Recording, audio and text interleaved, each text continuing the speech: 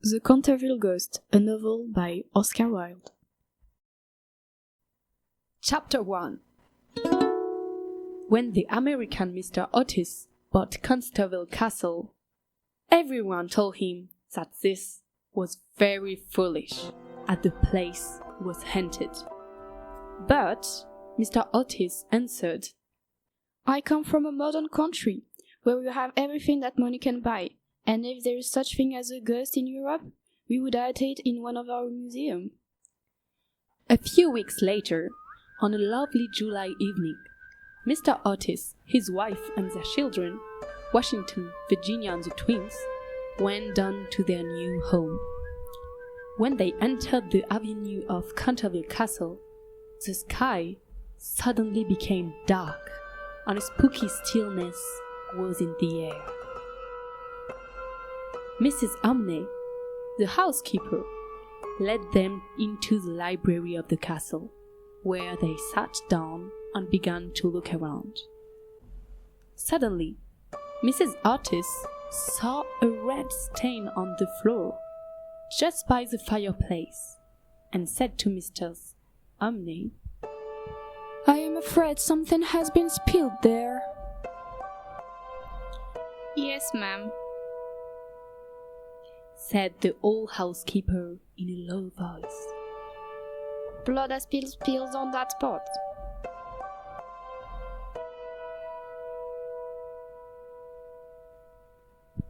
How terrible, said Mrs. Otis.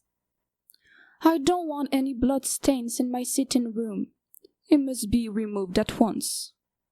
The old woman smiled and answered, It is the blood of Lady Leonor de Canterville, who was murdered on that spot by her husband, Sir Simon de Canterville, in 1575. Sir Simon disappeared 7 years later. His body has never been found, but his ghost still haunts the castle. The blood stain is a tourist attraction and now it cannot be removed. That is all nonsense, said Washington, the oldest son of the Otis family. Stain remover will clean it up in no time. And he took a bottle of stain remover out of his pockets and cleaned the spot.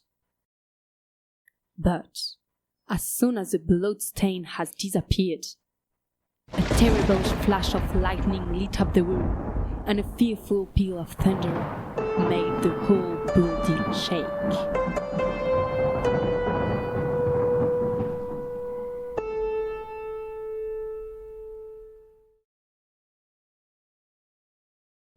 Chapter 2. There was a horrible storm that night, but apart from that, nothing scary happened. The next morning, however, when the family came down to breakfast, they found the horrible stain of blood once again on the floor. Washington cleaned it a second time, but the second morning it appeared again. The third morning it was there too, although the library had been locked up at night by Mr. Otis himself. The following night, all doubts about the existence of the ghosts were finally removed forever. At 11 o'clock, the family went to bed, and some time after, Mr. Otis was awakened by a strange noise in the corridor outside his room. It sounded like the clunk of metal, and it came nearer every moment. Mr. Otis got up and looked at the time. It was exactly 1 o'clock. So, Mr. Otis put on his slippers, went to the door, and opened it. There, right in front of him, stood the ghost. His eyes were as red as burning coal. Long grey hair fell over his shoulders, and from his wrists and ankles hung heavy chain. My dear sir, said Mr. Otis, you must oil those chains. It is impossible to sleep with such noise outside the bedrooms. I have therefore brought you this bottle of lubricator, and I will be happy to supply you with more if you require it. With these words, Mr. Otis laid the bottle down, closed his door, and went back to bed. Shocked, the Canterville Ghost stood quite motionless for a moment, but then he growled angrily. Just at this moment, the twins appeared in a corridor and threw a large pillow at him. The ghost hastily escaped through the wall, and the house became quiet again. When the ghost reached his small secret chamber, he took a deep breath. No ghosts in history had ever been treated in this manner. Chapter 3. The ghost did not appear for the rest of the week. The only strange thing that happened was the blood stain, which they found on the library floor every morning. It was also quite strange that the color of the stain changed from time to time. Some mornings it was red, then brown or purple, or even green. These changes amused the family very much, and bets on the color were made every evening. The only person who did not enter into this joke was Virginia.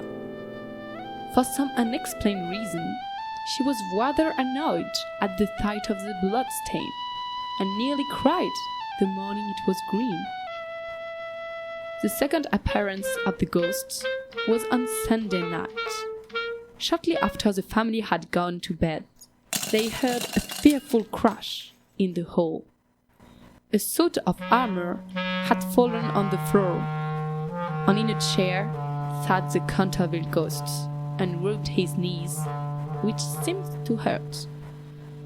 When the twins started shooting peas at him with their pea shooters, the ghost stood up with an angry growl and passed through them like a mist. He also blew out a candle, leaving them all in total darkness. On top of the stairs, the ghost turned around, and in order to frighten the Otis boys, laughed.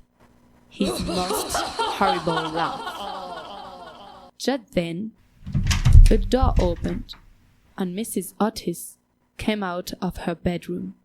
"I am afraid you're not well," she said. "I have therefore brought you this bottle of medicine." The ghost looked at her furiously, and then he disappeared. When he reached his room, she was completely exhausted.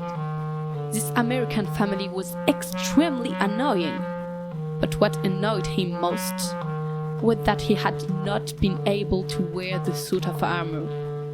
The weight of it had made him fall and hurt his knees. For some days after this, the ghost only left his room to renew the blood stain.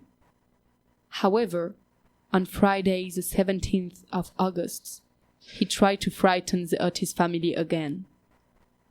At 10:30, the family went to bed. For some time, the ghost heard the twin laugh, but at 11:15, all was still. So, at midnight, he left his secret chamber and glided through the corridors, when suddenly, behind one corner, a horrible ghost stood right in front of him.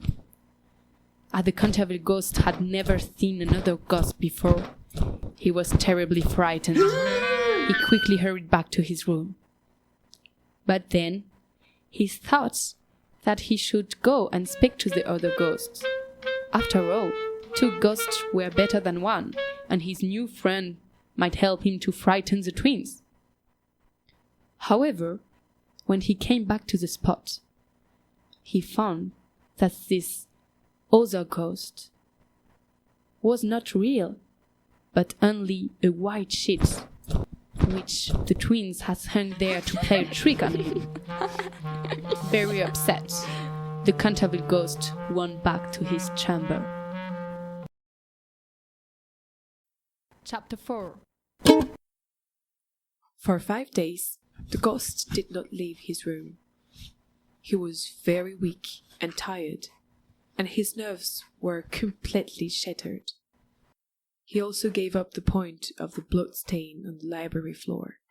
If the artist's family did not want it, they clearly did not deserve it. Whenever the Canterville Ghost roamed the house now, he was careful to have oiled his chains and not to make a sound. However, the twins still played their tricks on him.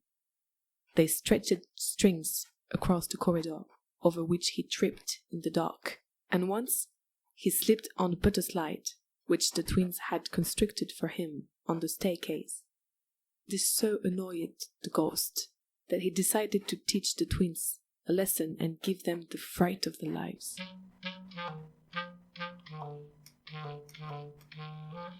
All day long, the ghost had prepared this grand event, and at 1:15 at night, he finally glided out of his room and crept down the corridor. When he reached the twins' bedroom, he found the door slightly open. In order to frighten the boys enormously, he flung the door wide open, when a heavy jug of water rained right down on him, wetting him to the skin. The twins burst out in shrieks of laughter, and the ghost fled. He now gave up all hope of ever frightening this rude American family, and, as he was very afraid of the twins, from now on he crept around the house as quietly as possible. One night, it was on the 19th of September, he went downstairs to see if there were any traces left of the blood stain. It was about 2:15 in the morning, and he thought that everyone was fast asleep, when suddenly, from a dark corner, 2 figures came running at him, who waved their arms widely above their heads and shouted, "Boo!" in his ear. Full of panic, which under the circumstances was only natural, the ghost hurried back to his room. After this, he was not to be seen again at night. His feelings were so wounded that he just did not appear anymore. Chapter 5. One day, Virginia was walking along the corridor when she saw a person in one of the rooms and went in. To her surprise, it was the Canterville Ghost himself, and he looked really sad. "I am so sorry for you," she said. "but my brother are going back to Eton tomorrow, and then if you behave yourself, no one will annoy you." "It is absurd asking me to behave myself," the ghost answered. "I must rattle my chains and groan through keyholes and walk about at night. It is my only reason for existing." "It is not a reason for existing, and you know you have been very nasty. Mrs. Emilie told us that you had killed your wife." "Well, I quite admit it," said the ghost. "but my wife was not very nice, you know, and she knew nothing about cookery. However, it is all over now, and I don't think it was very nice of her brothers to starve me to death." "Starved you to death? Oh, Mr. Ghost, I'm Mr. Simon. Are you hungry? I have a sandwich in my case. Would you like it?" "No, thank you. I never eat anything now. But it is very kind of you. You are much nicer than the rest of your rude, dishonest family." "Stop!" cried Virginia, stamping her foot. "It is you who are rude, and as for dishonesty, you stole the pens out of my box to renew that ridiculous blood stain in the library. First you took all my reds, and I couldn't do any more sunsets, then you took the green and the yellow. Finally, I had nothing left but blue and white, and I could only do moonlight scenes, which are not easy at all to paint." Having said this, Virginia turned around to leave the room.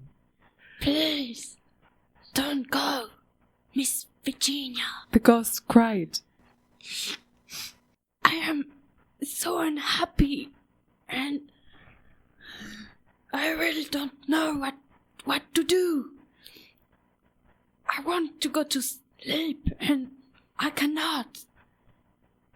I have not slept for 300 years, and I am so tired. Poor ghost, she murmured. Have you no place where you can sleep? Well, I know a place where I could sleep. It's the Garden of Death, the churchyard. But only if you weep for me and my things and pray with me for my soul. The angel of death will have mercy on me. When Virginia promised to help the ghost and pray for him, he rose from his seat, took her hand, and kissed it thankfully. Then he led her across the room. Virginia saw the wall slowly fading away like a mist, and a bitter cold wind was around them. Quick! Cried the ghost. Oh, it would be too late! Then the wall closed behind them and the chamber was empty. Chapter 6. About 10 minutes later, the bell rang for dinner, and as Virginia did not come down, Mrs. Otis sent up one of the servants. After a little time, he returned and said that he could not find Miss Virginia anywhere. So the whole family started looking for her. Virginia! The hours passed, but they could find no trace of Virginia. So, after dinner, Mr. Otis ordered them all to bed, saying that nothing more could be done that night, and that he would contact Scotland Yard in the morning. Just when everybody was about to leave the dining room, the clock struck midnight, and when the last stroke sounded, a secret door opened in the wall, and in that door stood Virginia, with a little box in her hand. Everybody ran up to her. Good heavens, child, where have you been? Said Mr. Otis, rather angrily, as he thought she had been playing a trick on them. Papa, said Virginia quietly. I have been with the ghost. He is dead, and you must come and see him.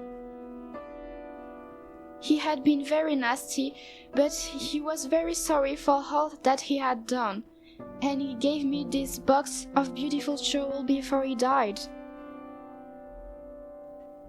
Then she led the others down a narrow, secret corridor to a little low room. There, the family found the skeleton of Sir Simon, who had been starved to death by his wife's brothers. Virginia knelt down and, folding her little hands together, began to pray silently.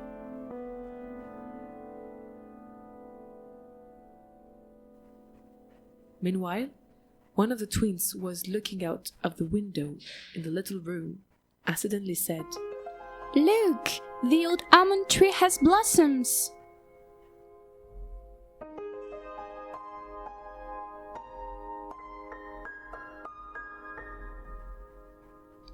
Then God has forgiven him.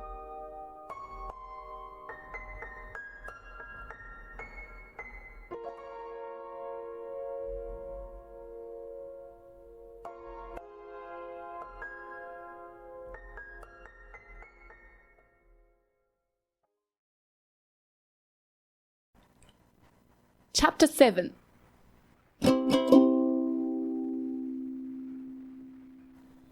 Four days later, a funeral started from Canterville Castle. In a quiet corner of the churchyard, Sir Simon's skeleton was buried. When the ceremony was over, Virginia stepped forward and laid a large cross made of white and pink almond blossoms over the coffin. The next morning, Mr. Otis talked to Sir Simon's descendant, Sir Canterville, about the jewels the ghost had given to Virginia. Their value was so great that Mr. Otis had scruples about allowing his daughter to keep them. but Sir Canterville shook his hand and said, "My dear sir, your charming little daughter saved my ancestor's soul.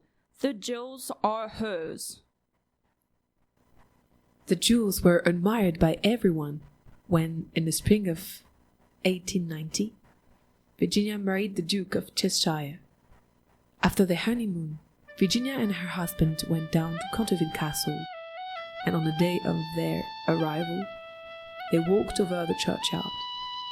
Virginia had brought some lovely roses, which she strewed upon the grave, and after they had stood by it for some time, her husband took her hand. "You have never told me what happened to you when you were locked up with the ghost." Please don't ask me. I cannot tell you, she said. But I owe Sir Simon a great deal. He made me see what life is, and what death signifies, and why love is stronger than both.